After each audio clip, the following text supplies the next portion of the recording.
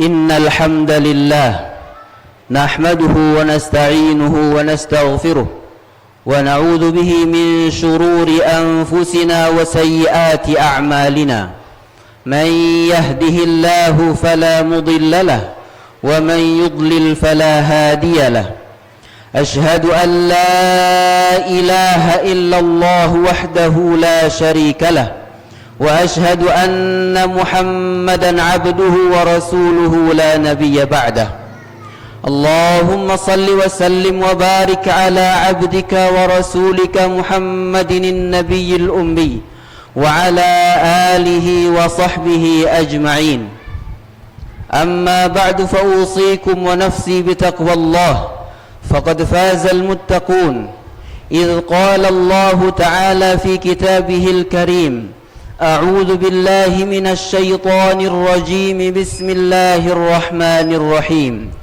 يا أيها الذين آمنوا اتقوا الله حق تقاته ولا تموتن إلا وأنتم مسلمون وقال في آية أخرى يا أيها الناس اتقوا ربكم الذي خلقكم من نفس واحدة وخلق منها زوجها وبث منهما رجالا كثيرا ونساء واتقوا الله الذي تساءلون به والأرحام إن الله كان عليكم رقيبا. Jamaah Jumat yang dimuliakan Allah Subhanahu wa taala. Syukur kita kepada Allah Subhanahu wa taala atas seluruh limpahan nikmat yang masih kita diberikan, yang masih mendorong kaki kita untuk melangkah, yang masih mendorong diri kita untuk sampai di masjid atas panggilan Allah Subhanahu wa taala. Di mana di belahan bumi lain dari bumi ini, saudara-saudara kita yang seyogianya melakukan salat jamaah, melakukan salat Jumu'ah, kini sedang berada di bawah ancaman bombardir musuh-musuh Allah Subhanahu wa taala yang tidak lagi mengindahkan kemanusiaan. Maka Rasulullah sallallahu alaihi wasallam, jika kita kembali pada kisah Isra dan Mi'raj, rakaat-rakaat yang kita tegakkan hari ini tidak terlepas dari datangnya sejarah kewajiban salat yang Rasulullah sallallahu alaihi wasallam terkhusus salat diberangkatkan dari Masjidil Haram menuju Masjid Al-Aqsa. Karena Masjidil Haram dalam satu hadis dijelaskan Rasulullah sallallahu alaihi wasallam ditanya, "Ya Rasulullah, bangunan apakah yang pertama kali terletak di muka bumi ini?" Rasulullah menjawab, "Al-Masjidil Haram." "Summa madza?" Lalu masjid apa, lalu apa ya Rasulullah? Rasulullah menjawab, "Al-Masjidul Aqsa." Maka dalam menerima kewajiban salat pun Rasulullah sallallahu alaihi wasallam diberangkatkan dari Al-Masjidil Haram ila Al-Masjidil Aqsa. Disinilah kemudian Rasulullah diberangkatkan, dinaikkan, di'marajkan oleh Allah Subhanahu wa taala. Maka satu-satunya kewajiban yang langsung Rasulullah sallallahu alaihi wasallam diminta naik meninggalkan bumi untuk menerima perintah ini adalah salat. Lalu Rasulullah sallallahu alaihi wasallam juga menerima sebuah ayat di mana ketika umat Islam pada awal salat berjamaah ini sudah berjalan sekitar 16 sampai 17 bulan lamanya, Allah Subhanahu wa taala mengabulkan permintaan dan harapan Rasulullah sallallahu alaihi wasallam agar ditetapkan kiblat untuk dijadikan arah salat umat mukmin setelahnya. Maka inilah yang kemudian memicu sebelumnya bahwa Rasulullah sallallahu alaihi wasallam dituduh menjiplak agama Yahudi dan Nasrani. Maka begitu Rasulullah sallallahu alaihi wasallam menerima ayat perintah pengalihan arah kiblat, Allah Subhanahu wa taala memberikan konsekuensi dari perubahan ini yang akan dirasakan oleh umat Rasulullah. Sayaqulu as-sufaha'u minan nas ma wallahum an qiblatihim allati kanu 'alaiha. Orang-orang yang tidak menggutangkan akalnya, orang-orang sufaha akan mengatakan ma wallahum an qiblatihim allati kanu 'alaiha. Apa yang menyebabkan mereka mengalihkan arah kiblat yang sebelumnya mereka menghadap kiblat Al-Baitul Maqdis? Maka Allah Subhanahu wa taala mengatakan qul lillahil masyriq wal maghrib, seluruh arah penjuru baik timur maupun barat adalah milik Allah Subhanahu wa taala. Yahdi bihi man yasha. Allah Subhanahu wa taala menggunakan perintah-perintah ini sebagai sarana untuk menunjukkan, menuntun seorang mukmin kepada hidayah. Yahdi man yasha'u ila siratim mustaqim. Maka disinilah hikmah umat Rasulullah sallallahu alaihi wasallam. Wa kadzalika ja'alnakum ummatan wasatan litakunu syuhada'a 'alan nas wa yakuna ar-rasulu 'alaikum syahida. Maka dijadikanlah umat mukmin, akidah Islam, dijadikanlah Al-Quran, ajaran Rasulullah sallallahu alaihi wasallam sebagai ajaran pertengahan yang dia akan menjadikan bukti kalau ada yang ajaran sebelumnya sudah diselewengkan oleh umat para nabi sebelumnya, maka Al-Quran meluruskan. Kemudian umatnya pun akan menjadi saksi setelah Rasulullah sallallahu alaihi wasallam kembali. Setelah Rasulullah sallallahu alaihi wasallam wafat, maka ajaran Islam yang akan menjadi pembanding, pelurus untuk seluruh ajaran yang ada di muka bumi. Wa kadzalika ja'alnakum ummatan wasatan litakunu syuhada 'alan nas wa yakuna ar-rasulu 'alaikum syahida.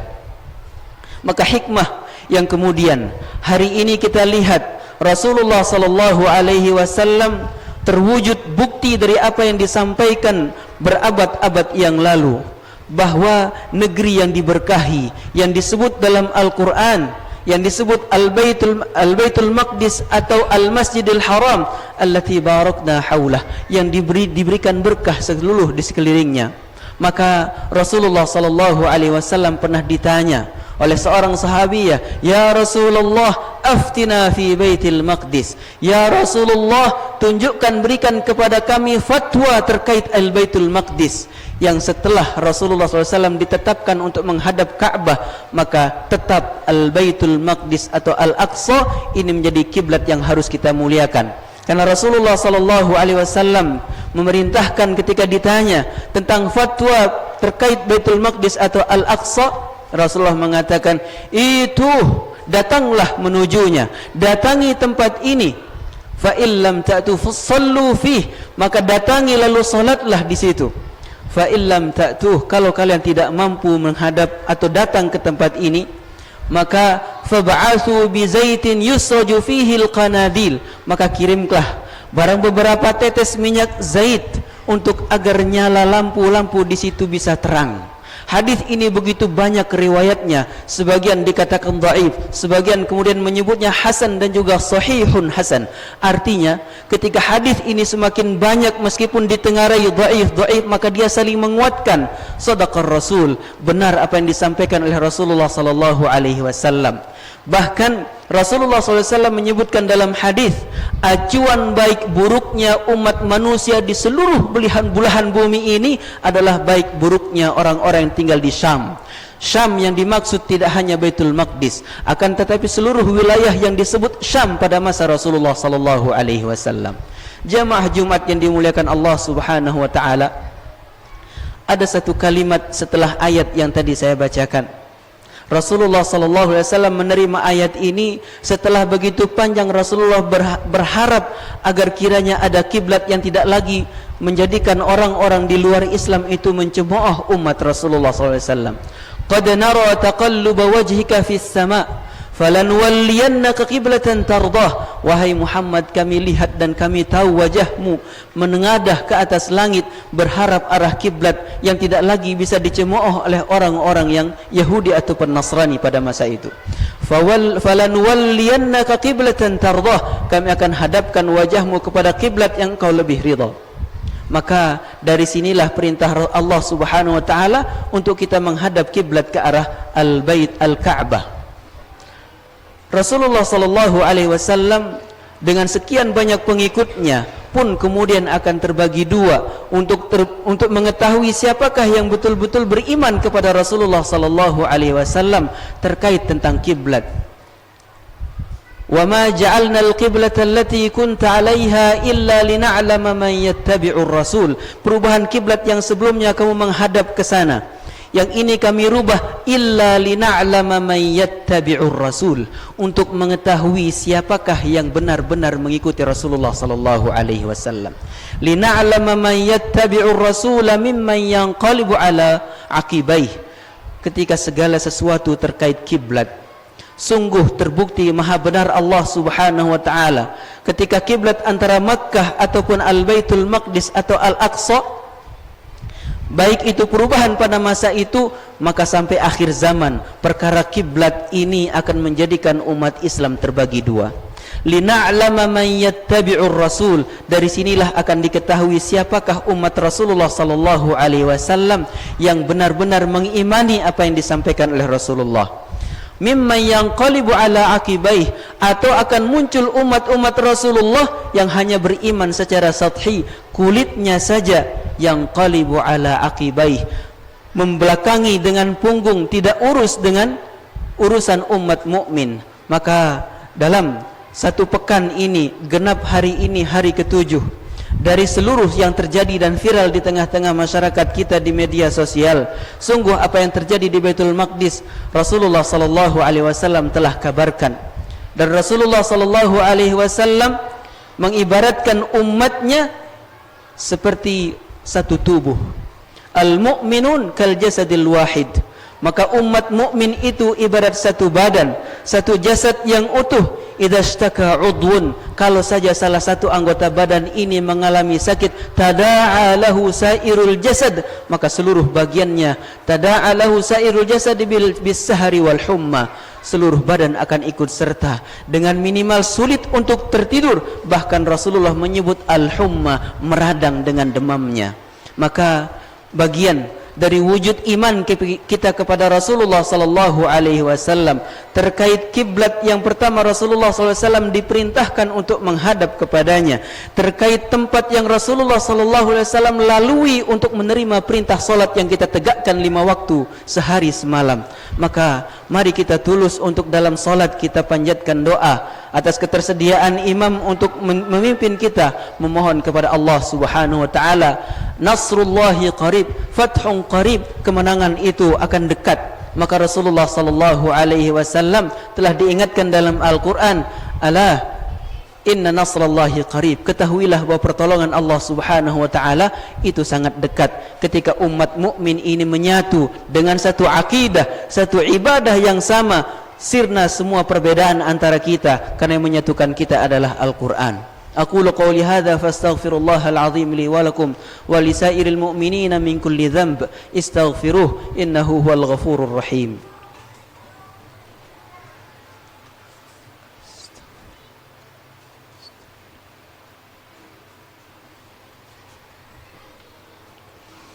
Alhamdulillahi wa kafa, wassalatu wassalamu ala al-mustafa wa ala alihi wa sahbihi wa man wafa.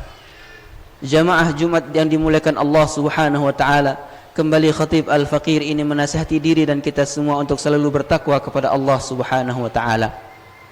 Kematian adalah sebuah kepastian, hanya saja seni menjemput kematian antara orang tetap berada dalam keimanan, keislamannya.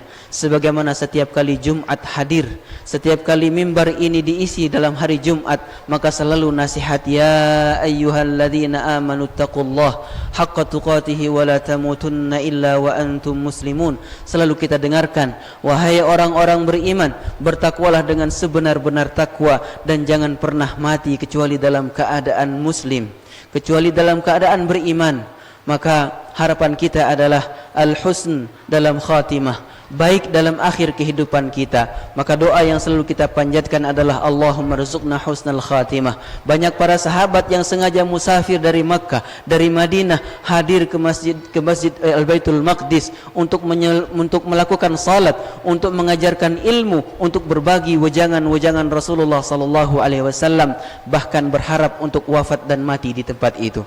Maka mudah-mudahan kita diberikan husnul khatimah dimanapun kita berada, dan Allah subhanahu wa ta'ala izinkan kita bagian dari umat Rasulullah SAW yang mati dalam keadaan iman, yang mati dalam keadaan Islam. Semua wejangan nasihat Al-Quran sampai kepada kita atas perjuangan Rasulullah sallallahu alaihi wasallam bersama para sahabat, tabi'in, tabi'it tabi'in, bahkan memuliakan Rasulullah sallallahu alaihi wasallam diawali dengan Allah Subhanahu wa taala menurunkan innallaha wa malaikatahu yusalluna 'alan nabi ya ayyuhalladzina amanu sallu 'alaihi wa sallimu taslima.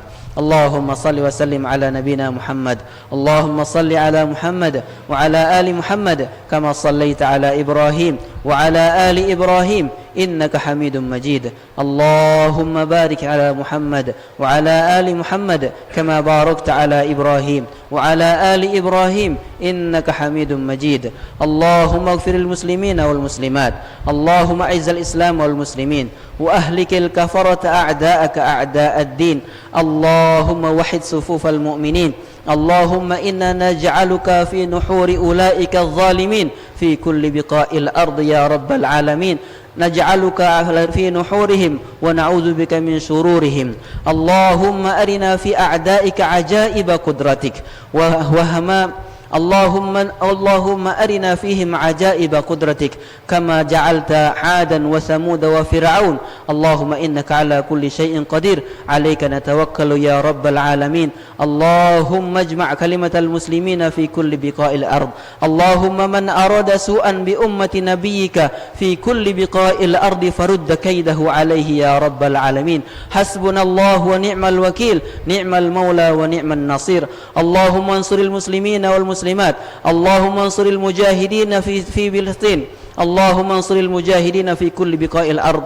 اللهم احقن دماءهم واشف مرضاهم وتقبل شهداءهم. اللهم شدد سملهم.